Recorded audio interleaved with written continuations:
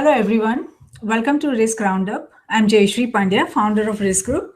I'm also the author of the book, The Global Age NGIOA at Risk, where NGIOA stands for nations, its government, industries, organizations, and academia.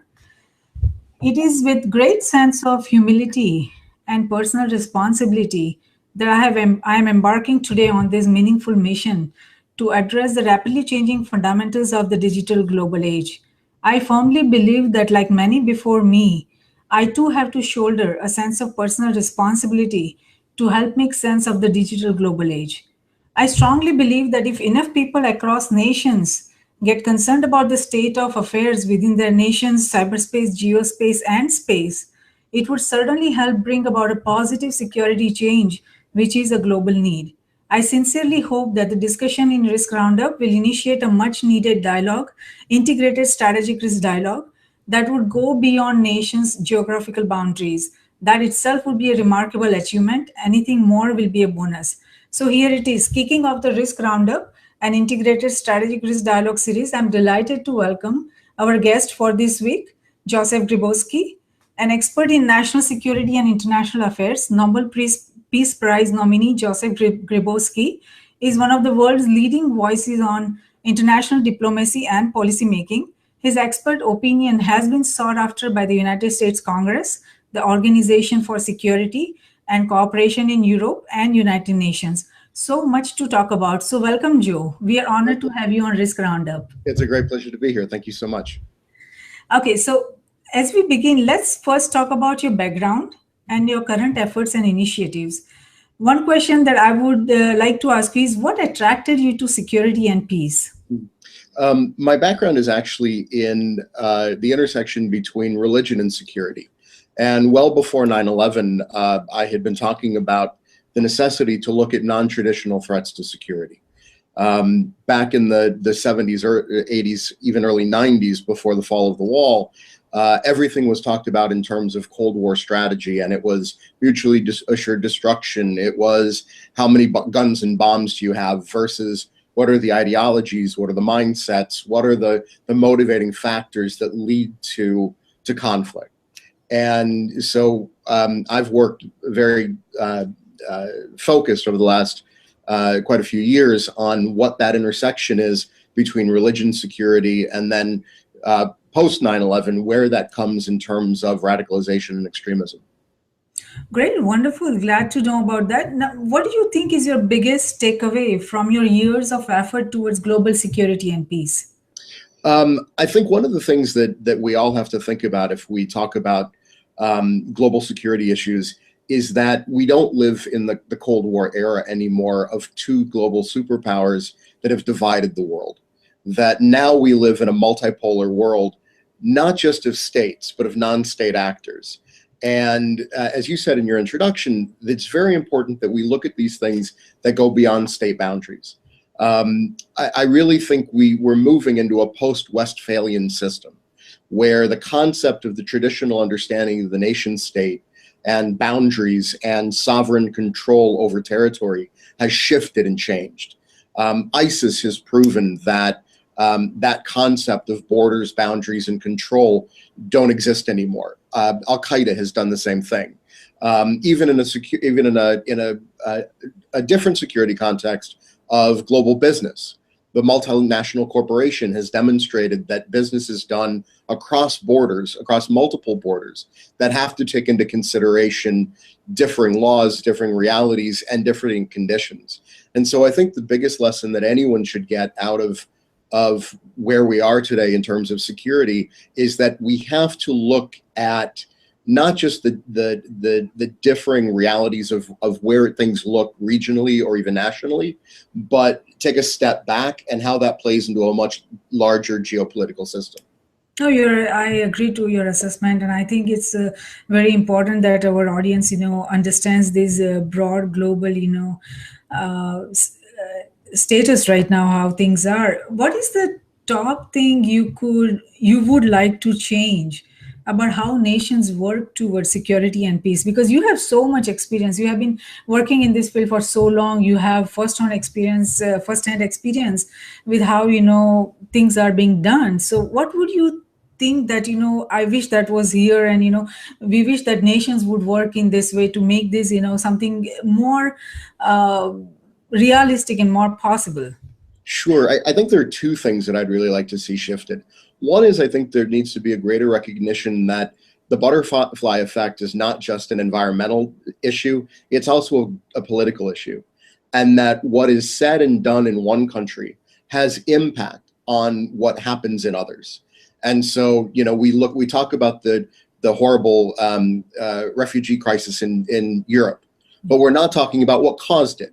We're not looking at the fact that the lack of the international community's response to the Syrian conflict and the lack of true development in Africa have led to a desire of millions of people to get up and move. And so we're never talking about what actually caused the problem. We're only reacting to the immediate problem. And I think it's very, very important that we take that butterfly effect of politics into consideration. The other is I think we need to start thinking better in terms of soft power. And that's really a problem, I think, much more in the West, where power is exerted much more and where power is projected. And so, we look at today, the vote on the Iran nuclear deal in the US Congress. It was a partisan vote to make a domestic political purpose, not taking into consideration what that means for the other 5 countries that are involved in the negotiations. It doesn't take into consideration the role that we have on a global stage in a 24-hour news cycle with Twitter, with things like Google Hangout, that technology exists for the entire world to watch what we're doing.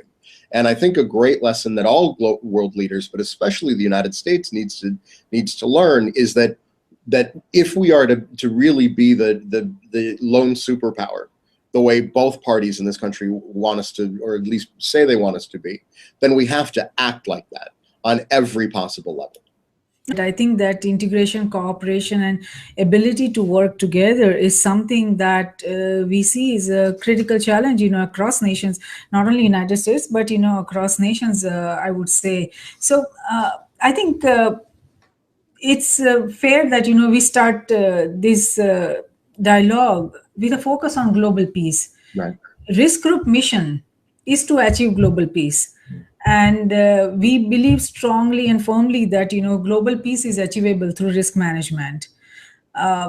We believe that risk management, security, and peace walk together hand in hand. Though security is related to management of threats and peace to the management of conflict, risk management is related to the management of security vulnerabilities as well as management of conflict, and it is not possible to conceive any one of 3 without the existence of the other 2. That's All right. 3 concepts feed into each other. I believe that the security we build for ourselves is precarious and uncertain until it is secure for everyone across nations.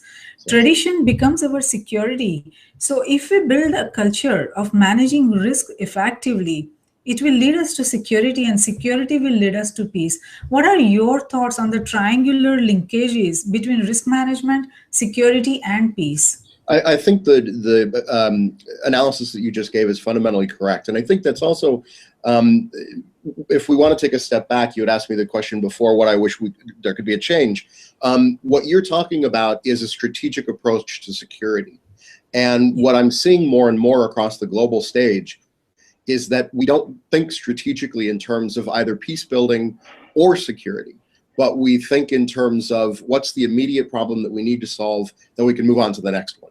And so without taking into consideration what the risks are, how best to manage them, how best to reduce them, then we don't take into consideration what the future threats might be. And so we can never really be fully secure if we're not looking at what our short, medium, and long-term risks are. This crisis mentality approach that you just talked about, that we, our nation's governance, most of the nation's governance, work with, like, let's fix the problem, not worry about what would happen in future. That you will see across industries also, and that we see that, the way risk management itself is conducted. For example, risk management, when we talk about, we focus on legal risk, compliance risk, operational risk, and so on. But the almost 70% of the risk management portfolio is about strategic risk, and nobody is paying attention to that. That is a very, very critical challenge, facing across NGIO. That means across nations, government, industries, organizations, academia. So the approach to risk management itself, I believe that it needs to be re-evaluated, that what is more important. Do you want to focus on small risk, or do you really want to focus on the strategic risk that has a bigger impact on us? So having said that, I think let's focus on a little bit on cyberspace and cybersecurity. There is a fierce power struggle raging on in the cyberspace. The new cyber battleground is full of unknowns, including major players, minor players, and rules of war. In this high-tech cyber battlefield, the casualties have been quietly piling up. It seems every nation has been hit and is in the process of being hit. No one is being spared, including common citizens. Right. This high-tech cyber battleground brings each nation, the good, the bad, and the unknown. The blurring boundaries of cyberspace with geospace and space has pushed each nation to a significant decision point today, as they must continue to defend their current systems and networks in the geospace and space while simultaneously struggle to get out in front of their challengers and competitors in the cyberspace, which involves thinking strategically. This is by no means an easy task. How can entities across nations successfully manage this complex task that is ahead of them? I'm a firm believer that when we talk about strategic risk, but we also talk about the current geopolitical reality, that we have to take into consideration what future threats are, and those future threats don't just come in the traditional warfare and the terrorism warfare, but it also comes in cyber warfare. And one of the things that because the internet still is very much a wild west, there is no governance structure, there is no, and it does cross national boundaries. The cybersecurity threats and the cybersecurity warfare that takes place now is creating an entire new concept of how to engage in diplomacy, in business, and in warfare.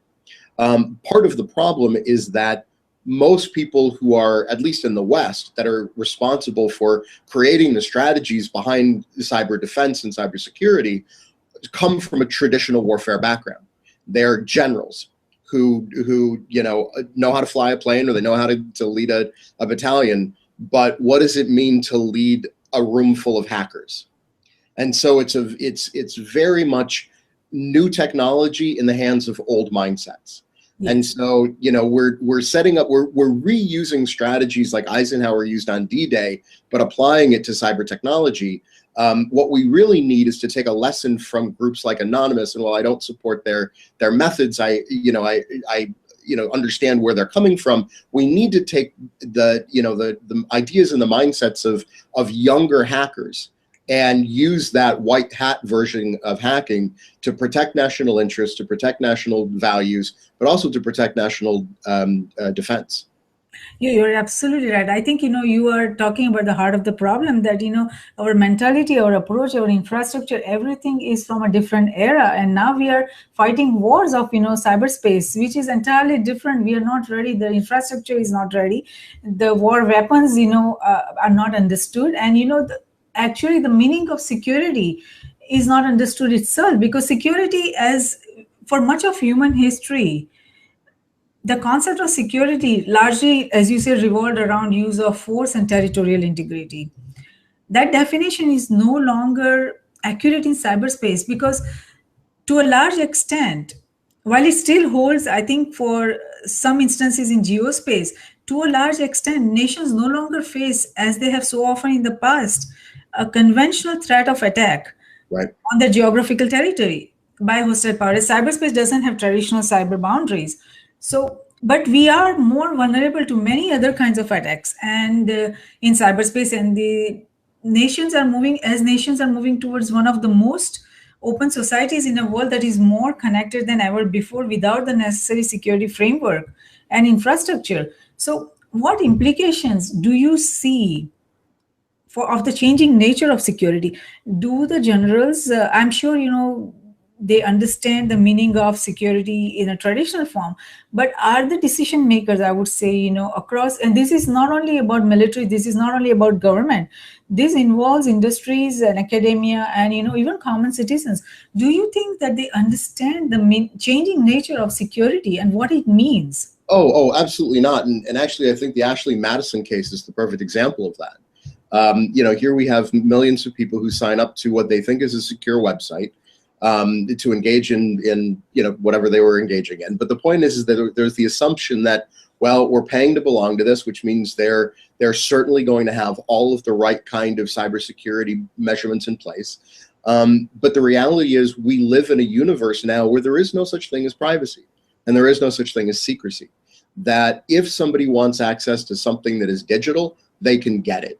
And when it comes to business security, but more importantly, when it comes to things like homeland security, I'm terrified at the ease by which hackers are able to access our national power grid. And I'm terribly frightened about what that could possibly mean in terms of the next terror attack. We don't need to have planes fly into buildings as we remember this 14th anniversary of 9/11.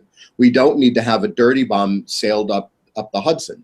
What we need is a really smart kid with a laptop who knows how to access, the nuclear power stations, or knows how to access the electrical power stations, and just shuts down the grid.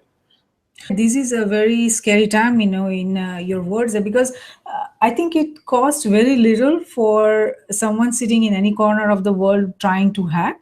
It costs them very little to, have a cyber attack. While for people who has to defend their infrastructure, their, systems, their critical infrastructure, energy, or, any infrastructure we talk about, it is very complex to protect. It's very complex to defend that. And that brings up two things. One is, I'm sure you remember maybe about a month or two ago, we had an airline passenger who hijacked an airplane with his iPhone and was able to fly it sideways and raise the altitude just to be able to prove that he could while he was on the plane.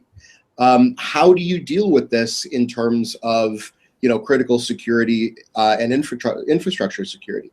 The second point is, if you've got a hacker hidden somewhere in a Moscow basement or somewhere in an Islamabad internet cafe, and they carry out cyber terrorism, who's responsible?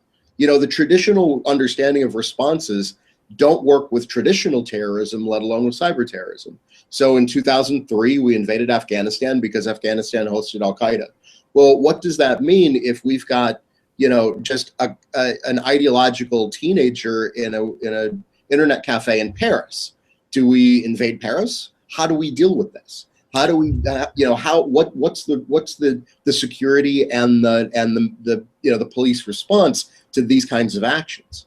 No, you're absolutely right. I mean, who is responsible? Who is accountable? That's right. That is at the heart of this problem. Now, it is a very complex situation because right now everyone, industries, organizations, academia, individuals, everyone are interconnected, interdependent, and we don't have the right framework by which, there are two kinds of risk. One is independent risk, private risk, that any entity within any NGIO, they can manage on their own, and there are those interconnected, interdependent risks which they are not, which no entity can manage on their own. And who is responsible for that? Because unless we address those risks, the interconnected, interdependent risks, how are we going to be able to manage those bigger security challenges? So I think there are a lot of things at play here. We have to think about the framework. We have to think about what would motivate people to do better, to work towards a global peace rather than create crisis and create war. So we need to have a fundamental cultural change or awareness that it's just because it is possible to hack something, just because it's possible to do some damage to others, is it good to do that? Is it something that you should address, or you should go forward with that? Because unless they understand right from wrong, they are going to a lot of times youngsters, they feel very excited about just being able to do something without seriously thinking about what's the impact going to be. So well, Yes. I'm sorry to interrupt, but one of the things that has stood out to me is that MIT has started requiring ethics courses, because even certain parts of academia have begun to recognize that just because we have the technology to do something, just because we have the science, we have the knowledge, we need to start teaching people that, as you put it, doesn't mean we have to do it or that we should do it. And so there really needs, I really don't think that at least as a culture, the United States has reached that moral or ethical level that matches our technology. But two, we also haven't reached the legislative or legal frameworks to deal with these issues either. One of my favorite examples is something called the Foreign Agents Registration Act. It was passed in 1938 by the U.S. Congress to monitor Nazi propaganda in the United States. So if you're a foreign agent in the United States and you're a lobbyist for a foreign government or a foreign company, you register with the Justice Department. The problem is that this office has no framework by which to deal with things like social media, emails, Twitter and Facebook, make their heads explode.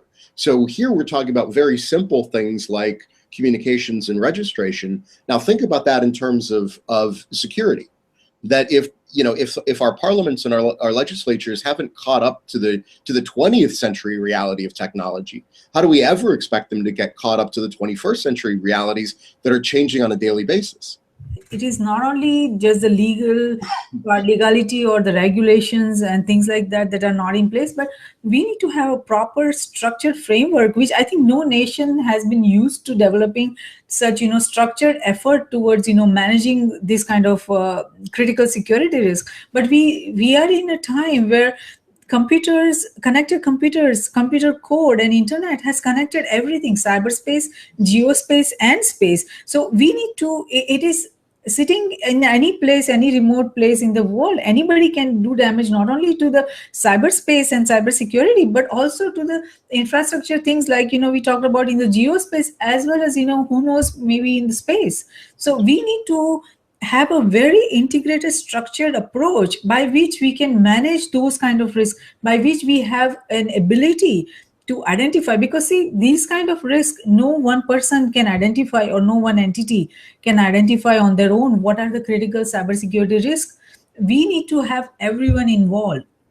And when we are trying to get everyone involved, we need to develop proper structure so that they will be able to identify the risk facing, their initiatives, as well as, that something that could impact the others who are connected to their risk. We need to have proper incentives. I mean, government NIST framework that has just been released, they're talking about, they're promoting public-private partnership.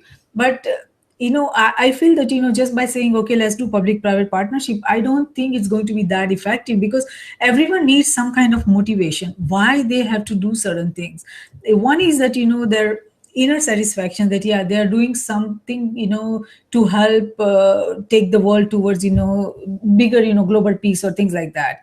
And so another is, they may require, some of the people require incentives, like financial incentives, that, yeah, if you, identify such risk, then you would get such and such reward. So there are different kinds of people that needs different kind of motivation and incentive. So we need to come up with a proper incentive structure, and we need to have a proper dialogue about it, because see, each nation, as we all know, is made up of government, industries, organizations, and academia.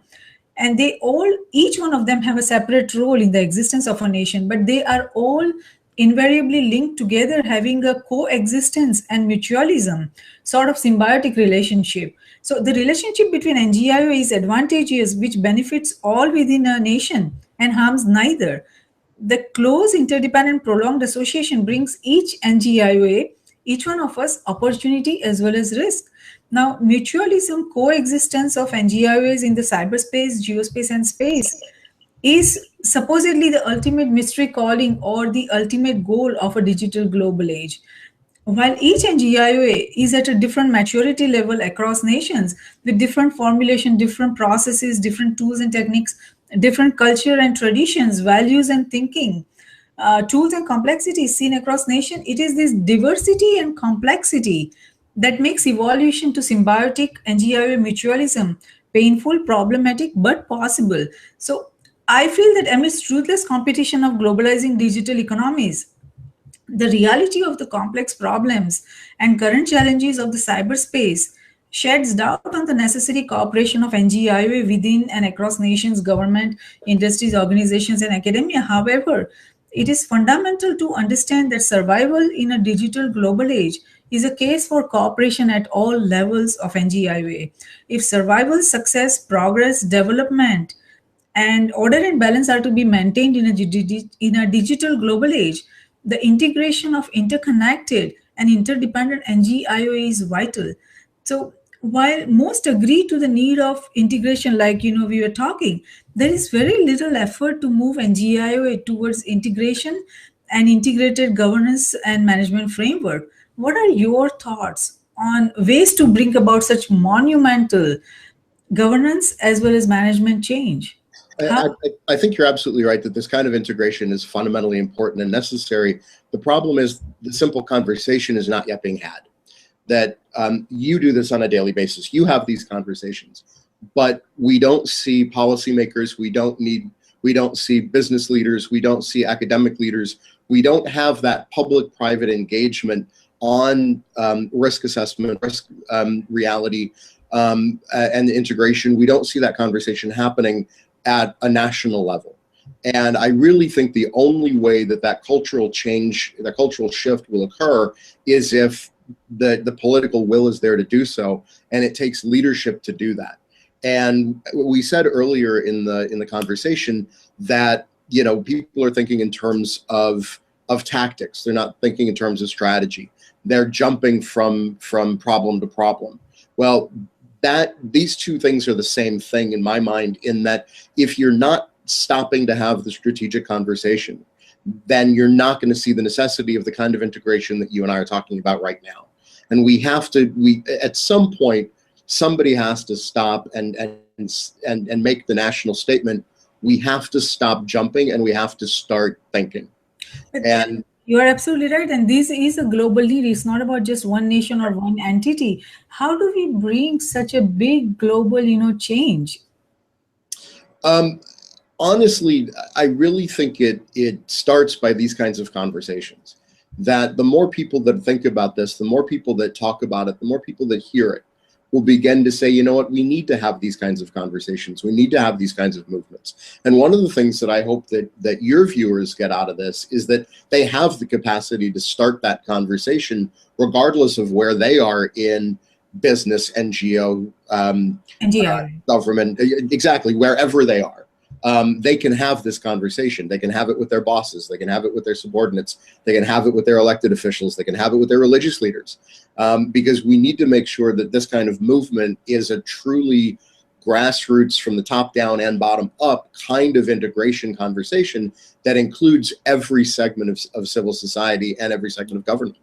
There is a need for a greater dialogue, and that was one of the main reason why I thought about that. We need to have a risk roundup where we can invite individuals from across industries, across nations, governments and organizations, academia, and we can have a very informed and intelligent and a structured dialogue about how to go forward. I mean, I'm sure that there are others who see the need for integration and interconnectedness and this framework. But at the same time, unless so far we have been having this tendency that unless governments do it, we don't want to go forward. Right. Unless we are forced to do something like compliance and all regulations and all that, unless we are forced to do something, we don't want to be responsible and accountable and try to bring any change on our own. So I think it's a change of cultural mindset, and that we need to understand, and people need to understand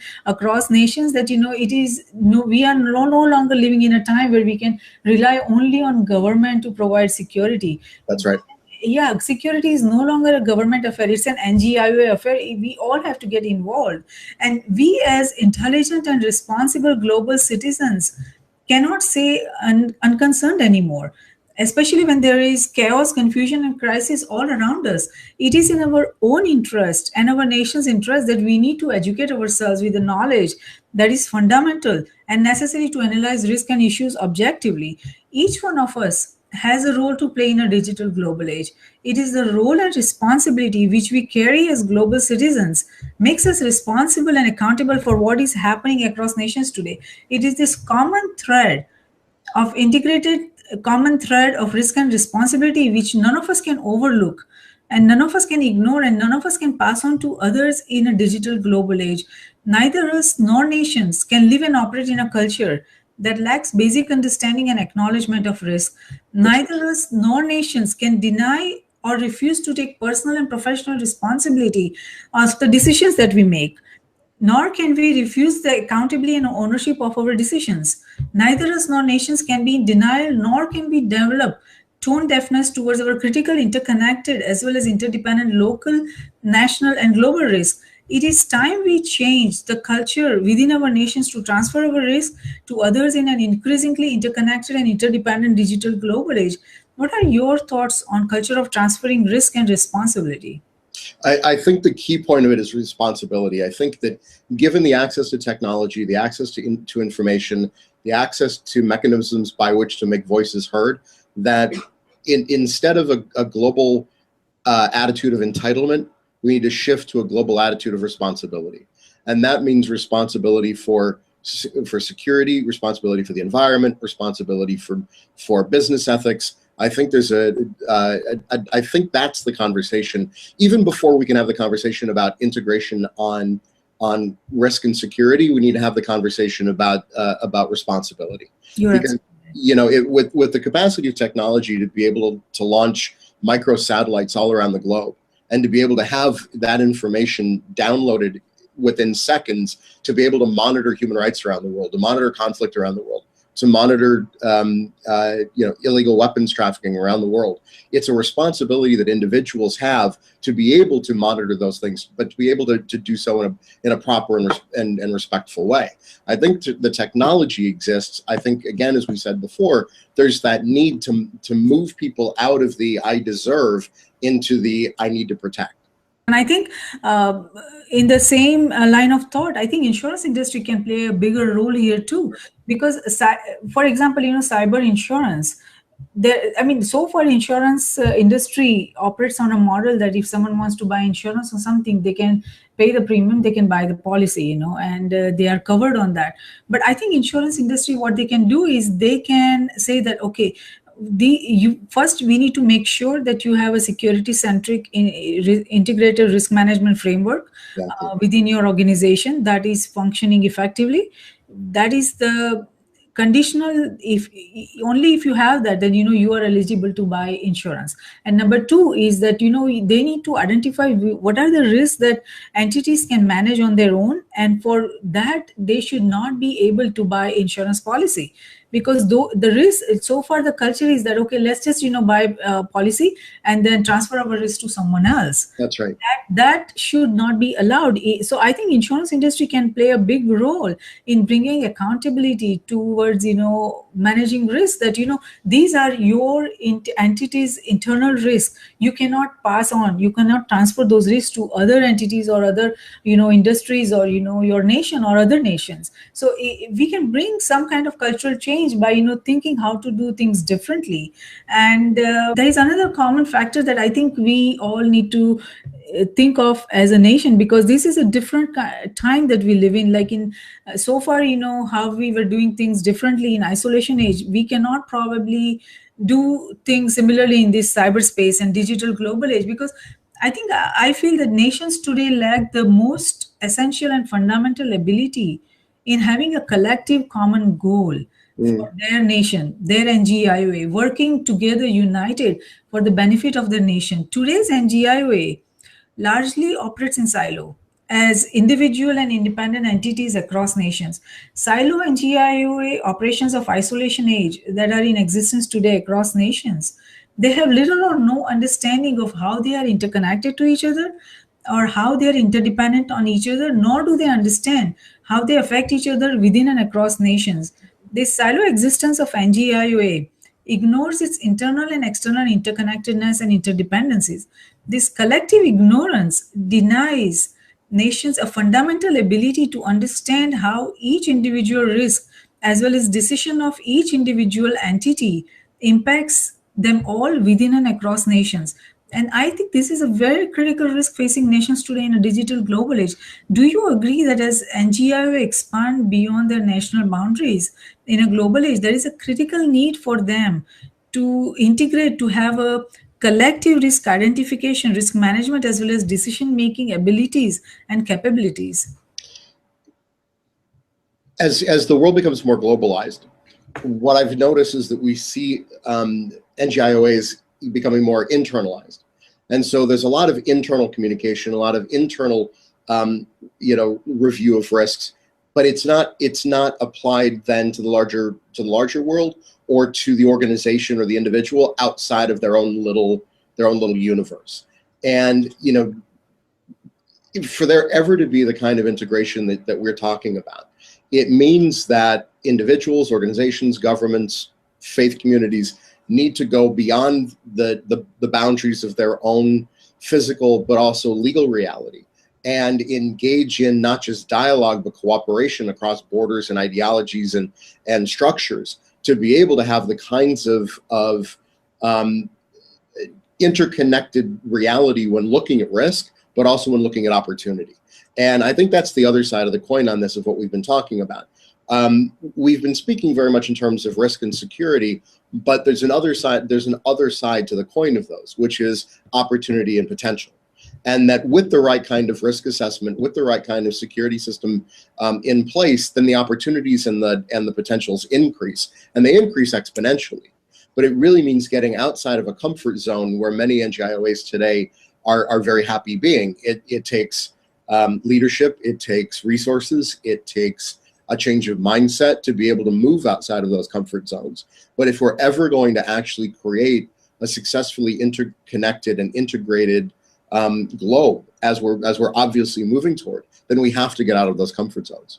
No, this is by no means is going to be an short-term, overnight kids or probably coming centuries. As we get ready for the space age, we are right now talking only about digital global age. And when we are closer to space age, all these things are going to be fundamental, and we will need all those things. So I think, but you are right about that, developing that culture of risk awareness. Mm-hmm. It's not going to be an overnight effort. It's going to be very complex. It's going to involve many, many players, and it's going to require a lot of commitment. But developing a culture of risk awareness is very critical and essential to the success of nations in a digital global age. Establishing integrated NGIOA risk management framework, I feel, is one way to build a risk-conscious culture and society. And nations currently lack any such risk governance framework at any level, local, national, or global. There are a lot of different risk management frameworks that are out there, and they are all addressing different kind of risk. And there is no collective integrated effort which or integrated framework that integrates all the nations, industries, government organizations, and academia. And I feel that in a global age, nations seem to be hoping to benefit from the current trend of digitalization and globalization with the same old governance framework and management framework and structure of localized economies. So as nations in a global age witness its margin of buffer zone rapidly shrinking and disappearing, as we see across many nations, what steps can be taken to help nations understand, acknowledge, and adapt to the needs of the changing global fundamentals of digital global age? I think as we see the rise of things like Bitcoin as a new source of monetary systems, that governments will and even businesses need to start looking at what are these new technologies, what are these new frameworks that are coming into existence, and really we need to, we as a culture, and I don't just mean we the United States, I mean the global culture in which we live. There needs to be that emphasis on future trends. There needs to be that emphasis on our risks and our opportunities are dependent on what's coming. And so we need to make sure to get out of this, again, like I said before, that comfort zone of where we sit, to be looking at what's coming down the pike. What are the things that we need to be concerned about? What are the things that we can take advantage of that will allow us to be able to set the right kind of risk assessment, the right kind of security assessment, but then also on that other side, the right kind of opportunity and benefit assessment. And so before we can again, this comes back to the underlying theme of the conversation we've had today, that we need to stop being tactical and we need to start being strategic. And that's, again, across NGIOAs, regardless if you're a national government, a local government, an NGO, or even, a business. There needs to be that long-term view. And anecdotally, one of the concerns that I have, at least on the government side, is that the National Intelligence Council here in the United States every 4 years releases a national intelligence report, and the report is on future trends and emerging technologies. Well, the report used to be 150, 200 pages. The authors would engage across fields, across industries, across borders. They'd travel, they'd meet with people from other countries. The new report that's coming out next year is the equivalent of a college research paper. It's 40 pages. It doesn't include climate change in the economy. It doesn't include faith. It doesn't include all of those things which right now are risks to the U.S. economy and to the U.S. security, let alone things that raise the potential of risk and security concerns in the future. And so if even something like our national intelligence reviews aren't taking real future trends into consideration, it's going to be a lot more work, I think, to be able to change that culture. But if that conversation, like the one we're having now, does not take place, then we'll never see that kind of shift happen.